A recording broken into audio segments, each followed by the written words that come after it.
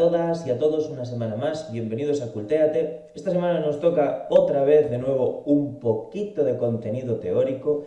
Esta semana vamos a hablar sobre los diferentes enfoques pedagógicos. Seguiremos la siguiente estructura, que será, primer apartado, modelo y enfoque pedagógico. ¿Son lo mismo? Ahí hablaremos un poquito sobre qué es un modelo y sobre lo que es un enfoque. En el siguiente punto será cuáles son los principales enfoques pedagógicos que existen y en el último punto responderemos a la gran pregunta que es a la que está relacionada con el contenido de este canal, que es ¿qué enfoque es el mejor para tratar con personas TEA? Abajo en la descripción os dejaré un enlace para que podáis acceder a cualquiera de estos tres segmentos en los que estará dividido este vídeo. Así que sin más, vamos para allá.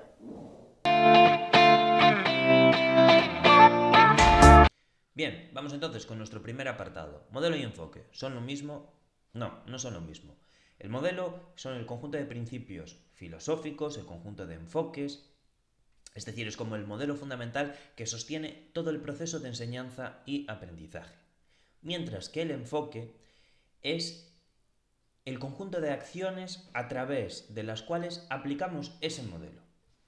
Entonces, digamos que si pensamos en ello como en un paradigma, el modelo y el enfoque depende siempre del modelo. El modelo nos va a dar la estructura básica y el enfoque es lo que nos va a permitir ejecutar, o la forma, mejor dicho, en la que vamos a ejecutar los principios fundamentales que nos da ese modelo. Vamos a poner un ejemplo para que sea un poquito más claro. Si nosotros pensamos en una metodología tradicional y por tanto en un modelo tradicional y en un enfoque tradicional, tenemos que, pues, dentro de todas las características que representan a este modelo tradicional, pues una de ellas es que el profesor o profesora sea el centro de atención. Entonces, digamos que el modelo sería teóricamente el expresar precisamente eso, que es el docente o la docente, el transmisor de conocimiento, el transmisor de valores como la disciplina, el foco de atención. ¿Cómo se ejecutaría? Que sería el enfoque. Bueno, pues el docente tendría que adoptar este rol dentro del aula. Las aulas tendrían una disposición de tal manera que el alumnado pues estuviese siempre encarado hacia el docente o la docente y o esta se encargaría de transmitir todo el conocimiento. La repetición es fundamental, o sea, pretendería que el alumnado emulase prácticamente todo lo que el docente quisiese transmitir. Entonces, esta sería, digamos, la diferencia principal. El modelo es la estructura que nos fundamenta teóricamente cómo se lleva a cabo el proceso de enseñanza y aprendizaje y el enfoque es cómo efectivamente lo llevamos a cabo.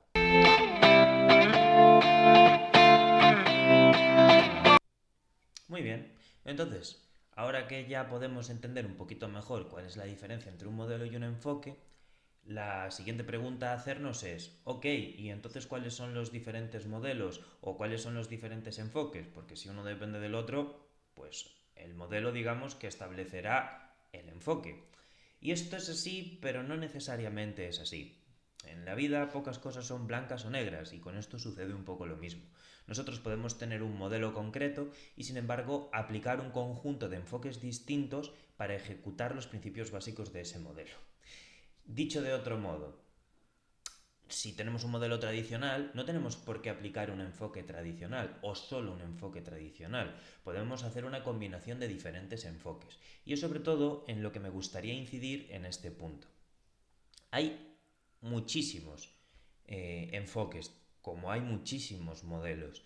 De hecho, actualmente una de las ramas principales del estudio de la pedagogía es precisamente generar nuevos modelos a partir de los ya existentes, bien con revisiones bibliográficas que, digamos, actualizan estos modelos históricos o bien desarrollando nuevos modelos aplicando pues, las nuevas tecnologías o adaptándolas a las necesidades concretas o específicas del alumnado o de los contextos o de las culturas, etcétera. Es decir, al final se pueden construir diferentes modelos pedagógicos y por tanto diferentes enfoques respondiendo a diferentes preguntas y a diferentes necesidades. Aún así, y por precisamente contestar al título de esta sección, los principales enfoques, ¿cuáles serían? Bajo mi punto de vista, ya que como en todo lo que tiene que ver con las teorías de las ciencias sociales, hay diferentes perspectivas, pero bajo mi punto de vista, bajo mi opinión personal, después de revisar cierta bibliografía, yo creo que las principales, o digamos las de las que dependen todas las demás, serían 4 enfoques concretos, que sería el enfoque tradicional, por supuesto, el enfoque conductista, el enfoque constructivista y el enfoque cognitivo.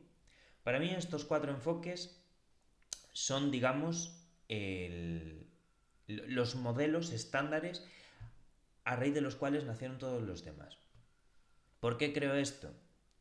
Porque primero es muy difícil transmitir o realizar el proceso de enseñanza y aprendizaje enfocándose en un único modelo. Es imposible, sobre todo por la diversidad de las aulas. No puedes aplicar un modelo tradicional en un aula si, por ejemplo, tienes alumnado TDAH. Sería inviable porque no puedes pretender que ese niño o esa niña esté pues 6 horas sentado. Entonces tienes que hacer ya una mezcla de diferentes modelos. Pero digamos que estos 4 modelos siempre están ahí presentes. Cómo se transmite el conocimiento, los procesos de enseñanza y aprendizaje, etcétera.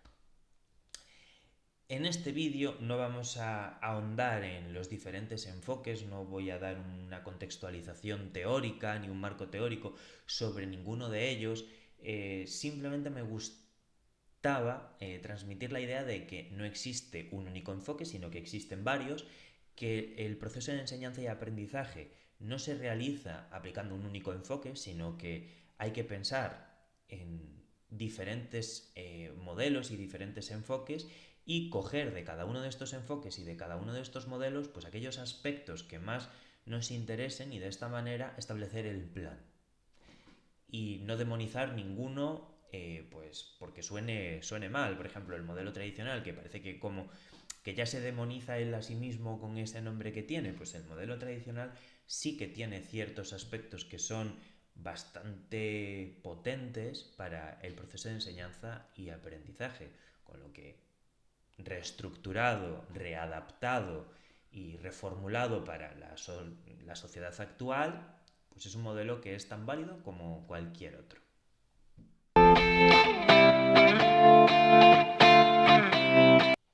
Y por fin, después de todo este recorrido teórico y después de toda esta chapa que os acabo de dar y que os acabáis de tragar, o no, pero en principio vamos a pensar que sí, llegamos a la gran pregunta, al por qué estáis en este canal y no en otro.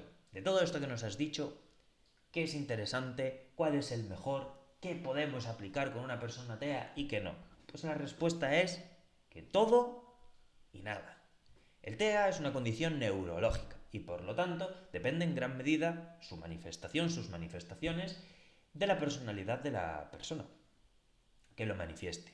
¿Esto qué quiere decir? Que para tomar una decisión sobre qué enfoque vamos a tomar o cuál no vamos a tomar o qué punto concreto de este enfoque y de este otro vamos a coger y vamos a construir un enfoque nuevo, va a depender de nuestra observación, va a depender de un estudio previo que hagamos de esa persona y a partir de los rasgos, los puntos fuertes, los puntos débiles que podamos percibir, pues entonces tomamos una decisión, elaboramos un plan y ejecutamos el camino.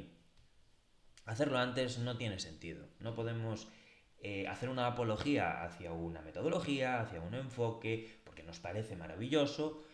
Si a lo mejor esa metodología o ese enfoque con esta persona en concreto, pues igual no funciona. Vamos a poner un ejemplo visual. Tenemos a 2 personas diagnosticadas de TEA en el mismo centro por el mismo profesional y que ha decidido en su diagnóstico que tienen el mismo grado. Grado 1, un grado leve, superficial. Pero tenemos a una persona extrovertida, dentro de que el TEA pues, provoca que la interacción social y la comunicación pues, tengan cierta dificultad, pero esa persona, por personalidad, es una persona extrovertida. Y luego tenemos, por otra parte, a la otra persona que es más tímida. Ok, vamos a tomar, por tanto, teniendo en cuenta cuáles son los puntos débiles y los puntos fuertes de cada una de esas personas, el mismo camino. Evidentemente no. La persona extrovertida va a tener unas necesidades y la persona tímida va a tener otras. Con lo que el camino que vamos a tomar y las metodologías que vamos a tomar y los enfoques van a ser también pues muy diferentes. Dicho esto, y para finalizar con el vídeo de hoy, y antes de nada, si queda alguna duda, si os gustaría que ahondásemos un poquito más en todo este tema de los enfoques, en todo esto de cuáles son las mejores metodologías, cuáles son los mejores enfoques, qué son las metodologías, hablaremos de ello en el próximo vídeo, probablemente. Probablemente no. En el próximo vídeo hablaremos de qué es una metodología, cómo escogerla, etcétera. Pero, para finalizar, sí que me gustaría recomendar, digamos, 3 perspectivas que a mí me parecen muy interesantes relacionadas con el TEA. Estas 3 perspectivas o enfoques, ¿cuáles serían? Comunicación aumentativa o alternativa, CAA sería el acrónimo. ¿Por qué? Bueno, pues como hemos dicho, el TEA al final afecta tanto a la interacción social como a la comunicación. Este enfoque se centra no solo en potenciar la comunicación, sino en que si es una persona a la que le cuesta muchísimo este proceso comunicativo, buscar alternativas, como bien pueden ser los pictogramas, o como bien pueden ser los comunicadores, o algunas otras herramientas o instrumentos que nos pueden ayudar a hacer de ese proceso comunicativo algo mucho más llevadero para esa persona. En segundo lugar, el enfoque o la perspectiva Teach.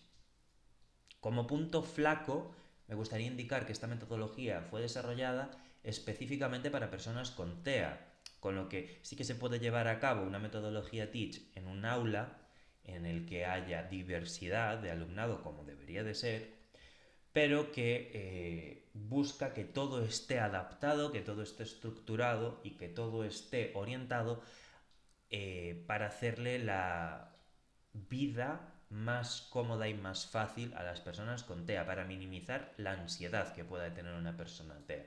Aún así, es una perspectiva que pone en gran valor la importancia de tener los espacios súper bien estructurados, de las temporalizaciones, de tener muchísimas, de tener a mano, de tener de forma visual en el espacio en el que estemos tratando con una persona con TEA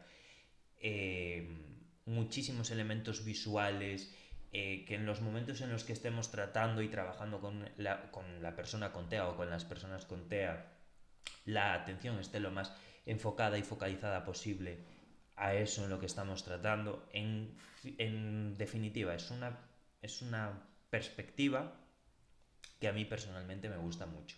Y por último, la perspectiva o el enfoque inclusivo. Este para mí debería de ser, digamos, como la monda de la naranja, la piel. Monda porque soy gallego, pero la piel de la naranja. Lo que, digamos, envuelve todo. Todo lo que tiene que ver con, ya no solo con TEA, sino con cualquier aspecto neurodivergente, con cualquier persona que tenga algún tipo de neurodivergencia, la inclusión es fundamental. El enfoque inclusivo lo que promueve es no aislar a esa persona, no tratar a esa persona de un modo aislado o en un centro en el que esté con otras personas que tengan condiciones similares a las suyas, sino que siempre se esté enfrentando a contextos y a situaciones que no le resulten del todo cómodo, tampoco que lo pase mal, pero en fin, que poco a poco vayamos introduciendo diferentes elementos que se va a encontrar en la sociedad, fuera de la red de seguridad que es la escuela, para que su capacidad de plasticidad, para que su inflexibilidad innata debido al TEA se vaya amoldando y poco a poco consigamos que se vaya enfrentando a situaciones que antes le generaban ansiedad y que pues le dejen de generar esa ansiedad. Incentivar a los procesos de socialización, incentivar a los procesos comunicativos, en fin. Estos 3, digamos, enfoques, bajo mi punto de vista, repito, me resultan de los más interesantes. Si queréis que hablemos de ellos en vídeos posteriores, dejádmelo también en las cajas de comentarios o si os interesa concretamente alguno de ellos, ¿vale? Hasta aquí el vídeo de hoy. Ha sido un poquito más largo de lo que tenía previsto, pero creo que había bastantes cosas de las que hablar. De nuevo repito, si os gusta, dadle like al vídeo, compartidlo y de lo que queráis, perdón, que hablemos en vídeos posteriores, pues dejadlo en la caja de comentarios, así como dudas, preguntas, sugerencias y estaremos encantadísimos de leeros y contestaros. Hasta la semana que viene y el miércoles Nazaret sube vídeo. Estos días en Instagram diremos de qué. Un saludito y chao.